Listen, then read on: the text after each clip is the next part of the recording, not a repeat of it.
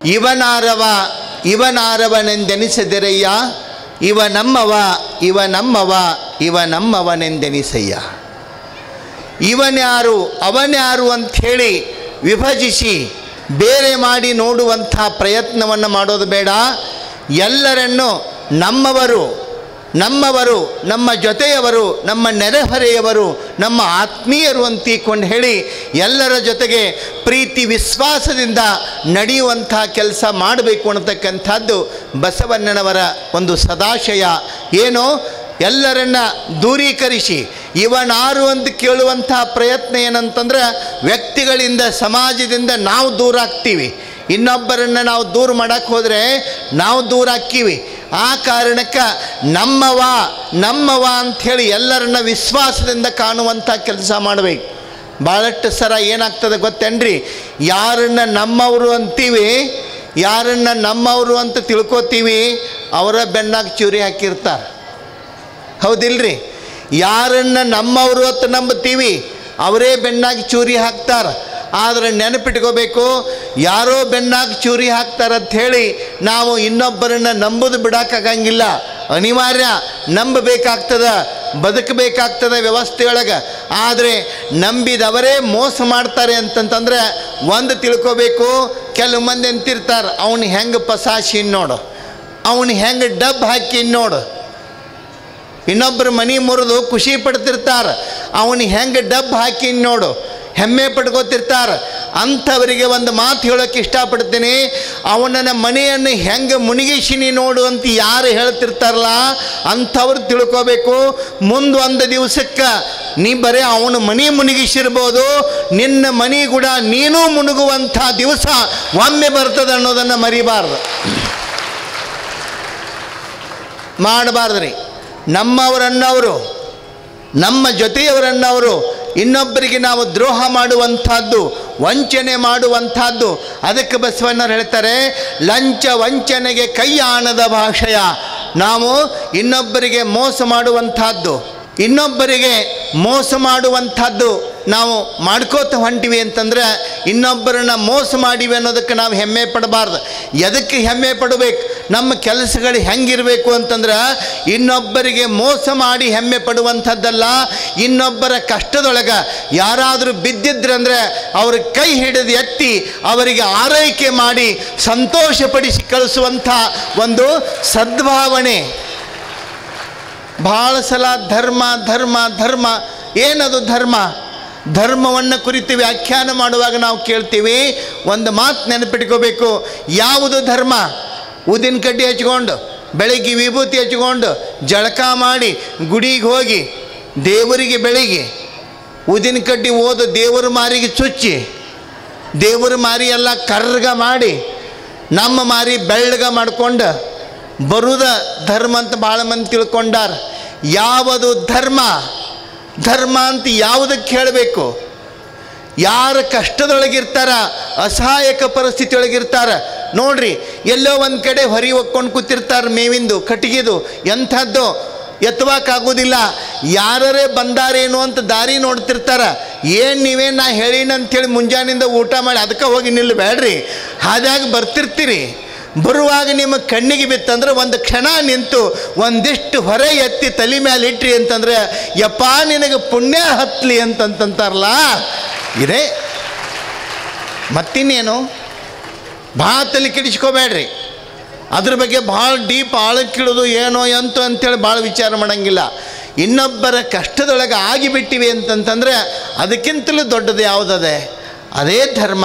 ಇನ್ನೊಬ್ಬರಿಗೆ ಸಹಾಯ ಮಾಡುವಂಥದ್ದು ನಮ್ಮ ಜೀವನದೊಳಗೆ ಸಿಕ್ಕಿತೋ ಸಿಗಾಕಿಲ್ಲೋ ಅಂಥ ಸಂದರ್ಭ ಒಂದು ತಿಳ್ಕೋಬೇಕು.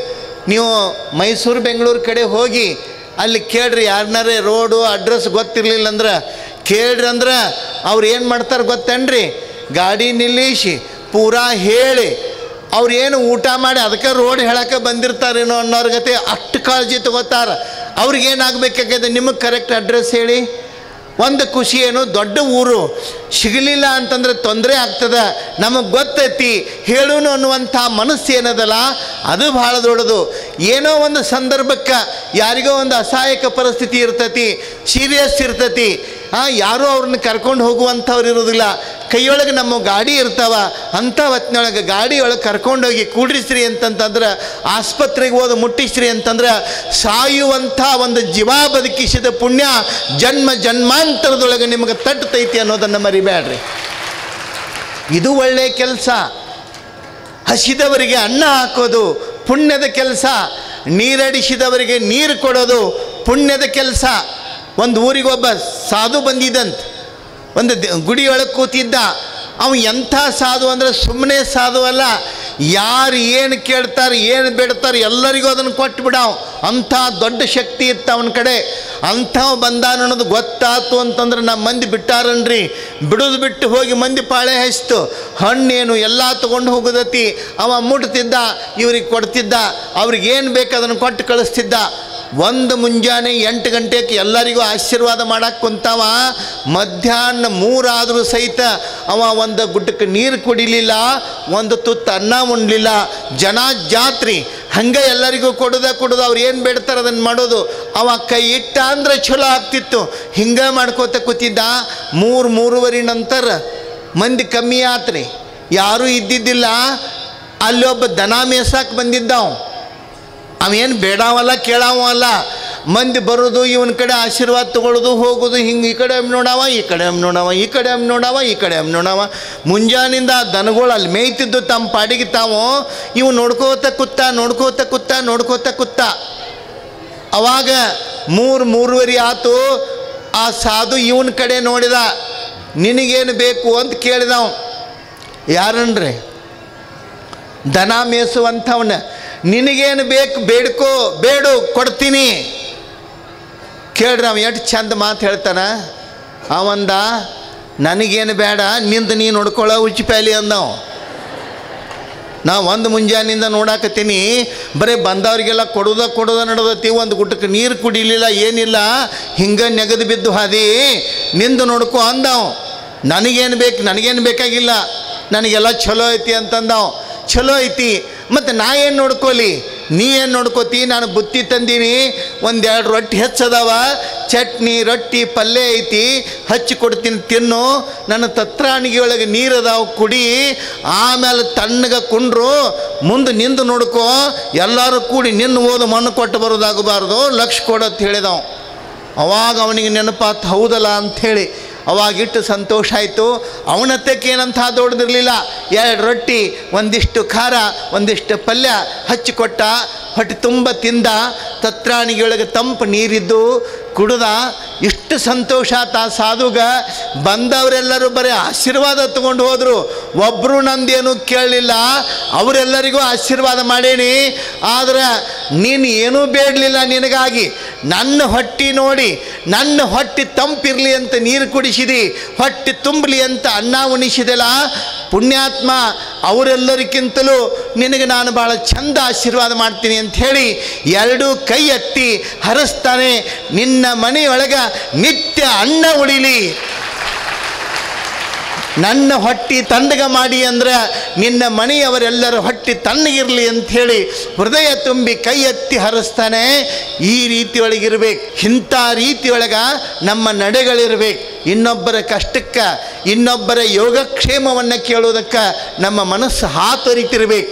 ಆ ಹಿನ್ನೆಲೆಯೊಳಗೆ ಅಂಥ ಸದ್ಭಾವನೆಗಳು ಅದು ಅಂತಂದ್ರೆ ನಮ್ಮ ಜೀವನ, ನಮ್ಮ ಬದುಕು ಸಾರ್ಥಕ ಆಗ್ತತಿ ಅಂತಕ್ಕಂಥ ಮಾತನ್ನು ಈ ಸಂದರ್ಭದೊಳಗೆ ನಾನು ಹೇಳೋದ್ರ ಜೊತೆಗೆ, ನಮ್ಮವರು ಅಂತನ್ನೋರು ಭಾಳಷ್ಟು ಸಲ ನಮ್ಮನ್ನು ಹಾಳು ಮಾಡೋರಾಗಿರ್ತಾರೆ. ಬೇರೆದವರಿಂದ ಹಾಳಾಗೋದಿಲ್ರಿ, ನಮ್ಮವರಿಂದ ನಾವು ಭಾಳ ಹಾಳಾಗಿರ್ತೀವಿ. ನಿಮಗಂಥ ಸಂದರ್ಭ ಬಂದಿರಲಿಕ್ಕಿಲ್ಲ. ಆದರೆ ಬಹುತೇಕ ನೋಡಿದ್ರೆ ನಮ್ಮವರೇ ನಮಗೆ ಪೆಟ್ಟು ಕೊಟ್ಟಿರ್ತಕ್ಕಂಥ ನಿದರ್ಶನಗಳು ಭಾಳ ಇರ್ತಾವೆ.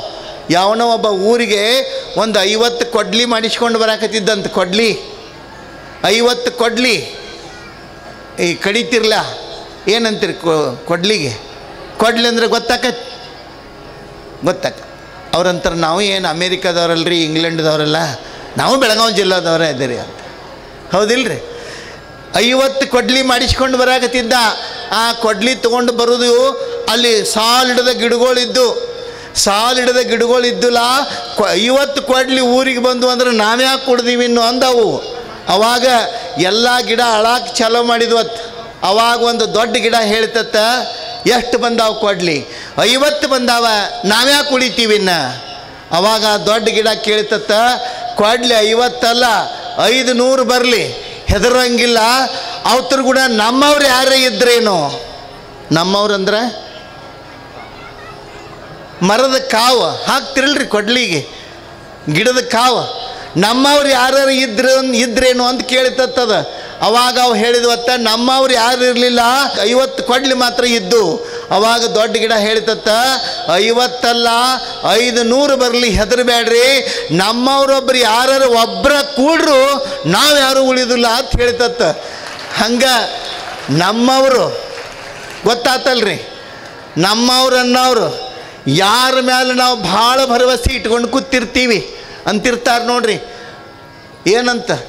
ನನ್ನ ಹೆಂಡತಿ ಅಂದ್ರೆ ನನಗೆ ಭಾಳ ಜೀವ್ರಿ, ಒಮ್ಮೆ ಜೀವ ಹೊಕ್ಕತಿ ಒಂದು ನಕ್ಕಿನ ಅದ. ನಾವು ಯಾವುದನ್ನು ನಂಬುದು ಅತಿಯಾಗಿ ನಂದು ಅಂಥೇಳಿ ಹಚ್ಕೋತೀವಲ್ಲ, ಅಂಥವುಗಳು ನೋವು ಮಾಡಿದಾಗ ನಾವು ನಮ್ಮನ್ನಂತ ನಂಬಿದವರು ನಮ್ಮನ್ನು ಹಾಳು ಮಾಡುವಂಥ ನಿದರ್ಶನಗಳು, ಅದನ್ನು ನಮ್ಮನಿಗೆ ತೊಂದರೆ ಕೊಟ್ಟಿರ್ತಕ್ಕಂಥ ನಿದರ್ಶನಗಳು ಭಾಳ ಬರ್ತಾವೆ. ಒಂದೊಂದು ಸಲ ನಾವು ಕಣ್ಣೀರು ಹಾಕೋದು ಬೇರೆಯವರಿಂದಲ್ಲ, ನಮ್ಮವರಿಂದಲೇ ನಾವು ಕಣ್ಣೀರು ಹಾಕ್ತೀವಿ. ಹೊಟ್ಟಿಲೆ ಹುಟ್ಟಿದ ಮಕ್ಕಳೇ ತಂದೆ ತಾಯಿಗಳಿಗೆ ಕಣ್ಣೀರು ತರಿಸುವಂಥ ನಿದರ್ಶನಗಳನ್ನು ನೂರಾರು ಕಾಣ್ತೀವಿ. ನಾನು ಎಲ್ಲ ಮಕ್ಕಳಲ್ಲಿ ಒಂದು ಕೇಳೋಕೆ ಇಷ್ಟಪಡ್ತೀನಿ, ನಿಮ್ಮ ತಂದೆ ತಾಯಿಗಳನ್ನು ನೀವು ಎಲ್ಲರೂ ಹೇಳ್ತಾರೆ ಸಂತೋಷವಾಗಿಡ್ರಿ ಅಂಥೇಳಿ. ನಾ ಏನು ಹಂಗೆ ದೊಡ್ಡ ದೊಡ್ಡ ಮಾತು ಹೇಳಕ್ಕೆ ಹೋಗೋದಿಲ್ಲ. ಸಂತೋಷವಾಗಿ ನಿಮಗೆ ಇಡಕ್ಕೆ ಸಾಧ್ಯತೆ ಇಲ್ಲೋ, ಇಡಕ್ಕೆ ಆಕತೆ ಇಲ್ಲೋ, ಸೆಕೆಂಡ್ ಅದು ನನಗೆ ಬೇಕಾಗಿಲ್ಲ. ಸಂತೋಷವಾಗಿ ಅವ್ರಿಗೆ ಏನು ಕೇಳಿದ್ದು ತಂದು ಕೊಡಕ್ಕೆ ನಿಮಗೆ ಆಗ್ಲಿಕ್ಕಂದ್ರೆ ಬಿಡ್ರಿ. ಒಂದು ಕೆಲಸ ಮಾತ್ರ ನೀವು ಮಾಡಬೇಕು, ತಂದೆ ತಾಯಿಗಳ ಕಣ್ಣೊಳಗೆ ಒಟ್ಟ ನೀರು ಬರಲಾರ್ದಂಗೆ ನೋಡ್ಕೊಂಡ್ರಿ ಅಂತಂದ್ರೆ ನಿಮ್ಮಷ್ಟು ಒಳ್ಳೆಯ ಮಕ್ಕಳು ಬೇರೆ ಯಾರೂ ಇಲ್ಲ ಅಂಥೇಳಿ ನಾನು ಭಾವಿಸ್ಕೋತೀನಿ. ಮಾಡಬೇಡ್ರಿ ಅಂತ ಹೇಳೋದಿಲ್ಲ, ಮಾಡೋಕ್ಕೆ ಸಾಧ್ಯ ಇದ್ರೆ ಮಾಡಿರಿ, ಮಾಡದಿದ್ದರೆ ಪರವಾಗಿಲ್ಲ. ಕಣ್ಣೀರು ಬರಲಾರ್ದಂಗೆ ನಿಮ್ಮಿಂದ ಕಣ್ಣೀರು ಬರುವಂಥ ಸಂದರ್ಭವನ್ನು ಖಂಡಿತವಾಗಿಯೂ ತಂದುಕೊಳ್ಬೇಡ್ರಿ ಅಂತಕ್ಕಂಥ ಮಾತನ್ನು ಹೇಳ್ತಾ, ಇಲ್ಲಿ ನೋಡ್ರಿ ಬಸವಣ್ಣನವರ ಖ್ಯಾತಿ ಎಲ್ಲ ಕಡೆಗೂ ಹಬ್ತದ. ಅದೇ ಸಂದರ್ಭದೊಳಗೆ ಸಮೀಪದಲ್ಲಿರ್ತಕ್ಕಂಥ ಸೊನ್ನಲಾಪುರದೊಳಗೆ ಸಿದ್ದರಾಮೇಶ್ವರರ ಕಾರ್ಯಕ್ಷೇತ್ರ ಅಪಾರವಾಗಿರ್ತಕ್ಕಂಥದ್ದು. ಸೊನ್ನಲಾಪುರ ಅಂತಂದರೆ ಭೂಲೋಕದ ಕೈಲಾಸ ಅನ್ನೋ ರೀತಿಯೊಳಗೆ ಆ ಸೊನ್ನಲಿಗೆಯನ್ನು ಕಟ್ಟುತ್ತಾರೆ. ಸಿದ್ದರಾಮ ಅವರ ಶಿಷ್ಯರಾಗಿ, ಅವರ ಆತ್ಮೀಯ ಶಿಷ್ಯನಾಗಿ ಹಾವಿನಹಾಳ ಕಲ್ಲಯ್ಯ ಅಂತ ಒಬ್ಬ ಬರ್ತಾನೆ. ಹಾವಿನಹಾಳ ಕಲ್ಲಯ್ಯ ಅಂತ ಅವನ ಹೆಸರು. ಭಾಳ ಚಂದ ಉದಾಹರಣೆ ಇದೆ, ಭಾಳ ಉತ್ತಮವಾದಂಥ ಮಾತಿದೆ. ಸಿದ್ದರಾಮೇಶ್ವರರು ಸೊನ್ನಲಿಗೆಯನ್ನು ಮತ್ತೊಂದು ಕೈಲಾಸ ಮಾಡಬೇಕಾದ್ರೆ ಸಾವಿರ ಜನ ಸಿದ್ದರಾಮೇಶ್ವರ ಜೊತೆಗೆ ದುಡಿತಾರೆ. ಸಿದ್ದರಾಮೇಶ್ವರರು ಹೇಳೋದಲ್ಲ, ಮಾರ್ಗದರ್ಶನ ಮಾಡೋದಲ್ಲ, ಎಲ್ಲರ ಜೊತೆಗೆ ಹೆಗಲ ಮೇಲೆ ಗುದ್ದಲಿ ಇಟ್ಕೊಂಡು, ಎಲ್ಲರ ಜೊತೆಗೆ ಸಲಿಕೆ ಹಿಡಿದು, ಎಲ್ಲರ ಜೊತೆಗೆ ಬುಟ್ಟಿ ಹಿಡಿದು ಕೆರೆಯನ್ನು ನಿರ್ಮಾಣ ಮಾಡ್ತಾರೆ, ಕಾಲುವೆಗಳನ್ನು ತೋಡ್ತಾರೆ. ಸೊನ್ನಲಿಗೆಯನ್ನು ಒಂದು ಅದ್ಭುತವಾದ ಪುಣ್ಯಕ್ಷೇತ್ರ ಅನ್ನೋ ರೀತಿಯೊಳಗೆ ನಿರ್ಮಾಣ ಮಾಡಿದಂಥ ಸಿದ್ದರಾಮೇಶ್ವರ ಸಾಕ್ಷಾತ್ ಪರಮಾತ್ಮನನ್ನು ಕರ್ಕೊಂಡು ಬಂದವ. ನೋಡ್ರಿ, ಯಾರನ್ನಾರು ಒಬ್ಬರನ್ನ ಕೈ ಹಿಡಿದು ಕರ್ಕೊಂಡು ಬರೋದು ನಮಗೆ ವಜ್ಜಾಕೈತಿ. ದೇವರನ್ನೇ ಕೈ ಹಿಡಿದು ಕರೆದು ತಂದ ಸಿದ್ದರಾಮೇಶ್ವರ ಸಾಮಾನ್ಯವಾಗಿರ್ತಕ್ಕಂಥವನಲ್ಲ. ಕಲ್ಯಾಣಕ್ಕೆ ಹೋಗೋಕ್ಕಿಂತ ಮೊದಲು ಬರೇ ಸಿದ್ದರಾಮ, ಕಲ್ಯಾಣಕ್ಕೆ ಹೋಗೋಕ್ಕಿಂತ ಮೊದಲು ಬರೇ ಸಿದ್ದರಾಮ. ಯಾವಾಗ ಅಲ್ಲಮ ಪ್ರಭುವಿನ ಸಂಪರ್ಕ ಬರ್ತದ, ಅಲ್ಲಮ ಪ್ರಭುಗಳು ಅವರನ್ನು ಕರ್ಕೊಂಡು ಕಲ್ಯಾಣಕ್ಕೆ ಹೋಗ್ತಾರೆ. ಚನ್ನ ಬಸವಣ್ಣನವರಿಂದ ಲಿಂಗ ದೀಕ್ಷೆಯನ್ನು ಕೊಡಿಸ್ತಾರೆ. ಆ ನಂತರ ಕೇವಲ ಸಿದ್ದರಾಮ ಹೋಗಿ ಸಿದ್ದರಾಮ ಶಿವಯೋಗಿ ಅಂಥೇಳಿ ಖ್ಯಾತಿಯನ್ನು ಪಡಿತಾರೆ. ಸಾಮಾನ್ಯವಾಗಿರ್ತಕ್ಕಂಥದ್ದಲ್ಲ. ನೋಡ್ರಿ, ಲಿಂಗ ದೀಕ್ಷೆಯೊಳಗ, ಶಿವಯೋಗ ಸಾಧನೆಯೊಳಗೆ ಎಂಥ ತಾಕತ್ತು, ಎಂಥ ಒಂದು ವ್ಯವಸ್ಥೆ, ಶಿಸ್ತು ಇರ್ತದಂತಂದರೆ ಇಡೀ ಕಲ್ಯಾಣವನ್ನೇ ಅಷ್ಟೇ ಅಲ್ಲ, ಕಲ್ಯಾಣದ ನಾಡಿನೊಳಗೆ ಸಿದ್ದರಾಮೇಶ್ವರರು ಹೋದ ನಂತರ ಕಲ್ಯಾಣದೊಳಗೆ ಒಂದು ಹೊಸ ಕಳೆ, ಹೊಸ ತೇಜಸ್ಸು ಅಲ್ಲಿ ನಾವು ಕಾಣ್ತೀವಿ. ಶರಣರ ವ್ಯವಸ್ಥೆಯೊಳಗೆ ಎಂಥ ತಾಕತ್ತು ಸಿದ್ದರಾಮೇಶ್ವರಿಗೆ ಅಂದರೆ ಒಂದು ಮಾತು ಹೇಳಿದರೆ ಸಾಕು, ಲಕ್ಷ ಲಕ್ಷ ಜನ ಬಂದು ಕೈ ಜೋಡಿಸುವಂಥ ವ್ಯವಸ್ಥೆಯನ್ನು ಸಿದ್ದರಾಮೇಶ್ವರ ಇಟ್ಟುಕೊಂಡಿದ್ರು ಅಂತಂದರೆ ಸಾಮಾನ್ಯವಾದಂಥದ್ದಲ್ಲ. ಸಿದ್ದರಾಮೇಶ್ವರ ಸಾಕ್ಷಾತ್ ಶಿವನನ್ನೇ ಕೈ ಹಿಡಿದು ಸನ್ನಲಿಗೆ ಕರೆದು ತಂದ ಅಂತ ಹೇಳ್ತೀನಿ ನಾನು. ಕರೆದು ತಂದಂಥ ಸಿದ್ದರಾಮನಿಗೆ ಲಿಂಗ ದೀಕ್ಷೆ ಬೇಕು ಅಂಥೇಳಿ ಚರ್ಚೆ ನಡೀತದ ಅಲ್ಲಿ ಕಲ್ಯಾಣದೊಳಗೆ. ಲಿಂಗವನ್ನು ಕಟ್ಟಲಿಲ್ಲ ಅಂತಂದರೆ ಅಲ್ಲಮ ಪ್ರಭುಗಳು ಸಿದ್ದರಾಮೇಶ್ವರ ಮನಸ್ಸನ್ನು ಪರಿವರ್ತನೆ ಮಾಡ್ತಾರೆ. ಏನಂತ, ನೀನು ಸಿದ್ದರಾಮ, ನೀನು ಭಾಳ ದೊಡ್ಡಿರ್ಬೇಕು, ದೇವರನ್ನು ಕರ್ಕೊಂಡು ಬಂದಾವಿರ್ಬೇಕು, ದೇವರು ಕೂಡ ಮಾತಾಡಿರ್ಬೇಕು. ಆದರೆ ಲಿಂಗ ದೀಕ್ಷೆಯನ್ನು ತೆಗೆದುಕೊಂಡು ಶಿವಯೋಗ ಸಾಧನೆಯನ್ನು ಮಾಡುವವರೆಗೂ ನೀ ದೇವರಾಗುವುದಲ್ಲ, ದೇವರ ನಿನ್ನ ಕೂಡ ಅದಾನಂದ್ರೆ ಅದಕ್ಕೆ ಕಿಮ್ಮತ್ತಿಲ್ಲ ಅಂಥೇಳಿ ಅಲ್ಲಮ ಪ್ರಭುಗಳು ಹೇಳ್ತಾರೆ. ಲಿಂಗ ದೀಕ್ಷೆಯನ್ನು ಪಡಿಬೇಕು, ಶಿವಯೋಗಿ ಸಿದ್ದರಾಮ ಆಗಬೇಕು. ನೀನು ಒಡ್ಡ ಸಿದ್ದರಾಮ ಆಗಬೇಡ, ಗುಡಿ ಕಟ್ಕೋತ ಕಲ್ಲು ಹೊಡ್ಕೋತ ಕೂತಿಲ್ಲ, ನಿನ್ನೊಳಗೆ ಎಂಥ ಶಕ್ತಿ ಅದ, ಎಂಥ ತಾಕತ್ತದ, ಬಿಟ್ಟು ಬಾ ಇದೆಲ್ಲ. ಕೆರಿ ಕಟ್ಸೋದು, ಅರವಟ್ಟಿಗೆ ಇಡೋದು, ಅನ್ನಛತ್ರವನ್ನು ತೆಗೆಯೋದು ಇದು ಕ್ಷಣಕಾಲದ ಪುಣ್ಯ. ಇದರಾಚೆಗೆ ಶಿವಯೋಗ ಸಾಧನೆಯನ್ನು ಮಾಡಿದಿ ಅಂತಂದ್ರೆ, ಲಿಂಗ ದೀಕ್ಷೆಯನ್ನು ಪಡೆದಿ ಅಂತಂತಂದ್ರೆ ದೇವರ ಹಂಗಿಲ್ಲ ನಿನಗೆ, ಕೈಲಾಸದ ಗೊಡವೆ ಇಲ್ಲ. ಎಂಥ ತಾಕತ್ತು ಬರ್ತತಿ ಅಂತಂದ್ರೆ ಕೈಲಾಸದ ಹಂಗನ್ನು ಬಿಡು, ಕೈಲಾಸದ ಗೊಡವೆಯನ್ನು ಬಿಡು. ನೀನು ಮನಸ್ಸು ಮಾಡಿ ಲಿಂಗ ದೀಕ್ಷೆಯನ್ನು ಪಡೆದು ಶಿವಯೋಗದ ಅನುಸಂಧಾನ ಲಿಂಗ ಪೂಜೆಯನ್ನು ಮಾಡಿದಿ ಅಂತಂತಂದ್ರೆ ಕೈಲಾಸಕ್ಕೆ ನೀನು ಹೋಗೋದಲ್ಲ, ಕೈಲಾಸವನ್ನೇ ಭೂಲೋಕದೊಳಗೆ ತರುವಂಥ ತಾಕತ್ತು ನಿನಗೆ ಬರ್ತದೆ ಹುಚ್ಚ ಅಂತ ಹೇಳಿದ್ರು ಅವರು. ಕೈಲಾಸ ತರ್ತಿಲ್ಲ, ಮಂದಿನ ಕೈಲಿ ಕರ್ಕೊಂಡು ಹೋಗ್ಬೇಕು, ಅಂಥ ವ್ಯವಸ್ಥೆ ನಿನಗೆ ಬರ್ತದ. ಯಾವ ಕಾರಣಕ್ಕೂ ಹಿಂಜರಿಬೇಡ ಅನ್ನತಕ್ಕಂಥ ಮಾತನ್ನು, ಎಚ್ಚರಿಕೆಯನ್ನು ಪ್ರಭುದೇವರು ನೀಡಿ ಆತನನ್ನು ಕರ್ಕೊಂಡು ಹೋಗ್ತಾರೆ. ಅದಕ್ಕಿಂತ ಮೊದಲು ಅಲ್ಲಮ ಪ್ರಭುಗಳು ಎಲ್ಲರನ್ನೂ ಬೈತಾರೆ. ಏನು ನಡೆಸ ನಿಮ್ಮ ಸಿದ್ದರಾಮ ಅಂಥೇಳಿ ಬಾಯಿಗೆ ಬಂದಂಗೆ ಬೈತಾರೆ. ಎಲ್ಲರೂ ಕೂಡಿ ಕಲ್ಲು ಒಗಿತಾರೆ. ಒಗೆದ್ರು ಸಹಿತ ಆ ಕಲ್ಲುಗಳನ್ನೇ ಮೆಟ್ಟಿಲನ್ನಾಗಿ ಮಾಡಿಕೊಂಡು ಅಲ್ಲಮ ಪ್ರಭು ಮೇಲೆ ನಿಲ್ತಾನೆ. ಯಾರು ಕಲ್ಲು ಒಗೆದಿರ್ತಾರಲ್ಲ, ಕಲ್ಲು ಒಗೆದದ್ದು ಅಲ್ಲಮ ಪ್ರಭುವಿಗೆ. ಆದರೆ ಅಲ್ಲಮ ಪ್ರಭುವಿಗೆ ಕಲ್ಲು ಬಡಿದ್ರೆ ಯಾರು ಒಗೆದ ಕಲ್ಲು ಅವರಿಗೆ ಬಡಿತಿತ್ತಲ್ಲ, ಇಲ್ಲಿ ಯಾರು ಒಗೆದಿರ್ತಾರಲ್ಲ ಅವರಿಗೆ ಪೆಟ್ಟು ಬೀಳ್ತಿತ್ತು, ಅಲ್ಲಮ ಪ್ರಭುವಿಗೆ ಪೆಟ್ಟು ಬೀಳ್ತಿರ್ಲಿಲ್ಲ. ಭಾಳ ವಿಶೇಷ. ಆತ ಯೋಮಮೂರ್ತಿ ಗುರುಗುಹೇಶ್ವರ ಲಿಂಗ ಶರಣಾರ್ಥಿ ಅಂತ ಹೇಳ್ತಾರೆ. ಅಲ್ಲಮ ಪ್ರಭು ಯೋಮಮೂರ್ತಿ, ಆಕಾಶಕಾಯ. ಅವನಿಗೇನಾಗುತ್ತದ, ಕಲ್ಲು ಒಗೆದ್ರು ಕಟ್ಟಿಗೆ ಒಗೆದ್ರು ಏನಾದರೂ ಕೊನೆಗೆ ಸಿದ್ದರಾಮ ಬೈದ ನಂತರ ಸಿದ್ದರಾಮೇಶ್ವನಿಗೆ ಹೋಗಿ ಹೇಳಿದ್ರತ್ತ, ಯಾವನೋ ಒಬ್ಬ ಮಾಯಾವಿ ಬಂದಾನೆ, ನಿಮ್ಮನ್ನು ಬಾಯಿಗೆ ಬಂದಂಗೆ ಬೈತಾನ, ನಾವೆಲ್ಲ ಕಲ್ಲು ಒಗೆದ್ರು ನಮ್ಗೆ ಪೆಟ್ಟು ಬೀಳಾಕತ್ತೇವ ಅಂತ ಹೇಳಿದ ಕೂಡಲೇ ಸಿದ್ದರಾಮ ಸಿಟ್ಟಿಗೆದ್ದು ಬರ್ತಾನೆ. ಯಾರವನು ಧರಿಯೋ ದಂಬಾರಿಯೋ ಯಾರವ ಅಂಥೇಳಿ ಸಿಟ್ಟಿಗೆದ್ದು ಬಂದು ಭಾಳ ರೋಷದಿಂದ ಬರ್ತಾನೆ. ಅಲ್ಲಮ ಪ್ರಭುವಿನನ್ನು ನೋಡಿ ಕೇಳ್ತಾನೆ, ನೀನೇ ಏನು ಅಂತ ಕೇಳಿದ. ಹೌದು ಅಂದ ಅಲ್ಲಮ ಪ್ರಭು ನಕ್ಕೋತ. ನನ್ನವರಿಗೆ ನೋವು ಮಾಡಿ ಅಂದರೆ ನಿನ್ನ ಬಿಡಂಗಿಲ್ಲ ಅಂತ ಹೇಳಿದ ಸಿದ್ದರಾಮ. ಎನ್ನವರ ನೋವೇ ನನ್ನ ನೋವು, ನನ್ನವರನ್ನು ನೋಯಿಸಿ ಅಂದ ಮೇಲೆ ನಿನ್ನ ನೋಡಿ ಏನು ಮಾಡ್ತೀನಿ ಅಂತ ಹೇಳತ್ತಂತಂದ. ಏನು ಮಾಡ್ತೀನಿ ನೋಡು ತಂದ ಸಿದ್ದರಾಮ. ಅಲ್ಲಮ್ಮ ಪ್ರಭು ನಗಾಕತ್ತಿದ್ದ. ಏನು ಮಾಡ್ತಿ ಮಾಡಪ್ಪ ಅಂಥೇಳಿ. ಏನು ಮಾಡ್ತಿ ಮಾಡಂದ ಕೂಡಲೇ ಸಿದ್ದರಾಮ ಹೇಳ್ತಾನೆ, ನೋಡು ನಿನಗೆ ಏನು ಮಾಡ್ತೀನಿ ಅಂಥೇಳಿ ಬೆಂಕಿಯ ಉಂಡೆ ಹೊರಗೆ ಬತ್ತು, ಸುಟ್ಟು ಹೋಗ್ತೀನಿ ನೀನು ಅಂತ ಅನ್ಕೋತಾನೆ ಸಿದ್ದರಾಮ. ಕೈ ಮಾಡ್ತಾನೆ ಅಲ್ಲಮ ಪ್ರಭುವಿಗೆ. ಹೆದರಿದನ್ರಿ ಅಲ್ಲಮ ಪ್ರಭು? ಅಂಜಿದೇನು?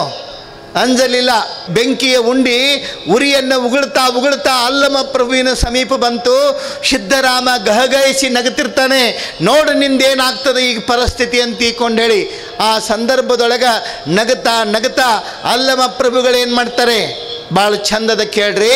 ಉರಿಯನ್ನು ಉಗುಳ್ತಾ ಬರ್ತಕ್ಕಂಥ ಬೆಂಕಿಯ ಉಂಡೆಯನ್ನು, ಸಿದ್ದರಾಮನಿಂದ ಬಂದಿರತಕ್ಕಂಥ ಬೆಂಕಿಯನ್ನು ಅಲ್ಲಮ ಪ್ರಭುಗಳು ನಗುತ್ತಾ ತಮ್ಮ ಪಾದದೊಳಗೆ ಅಡಗಿಸಿಕೊಳ್ತಾರೆ. ನೋಡು ಅಂತ ಹೇಳಿದರು. ನೋಡು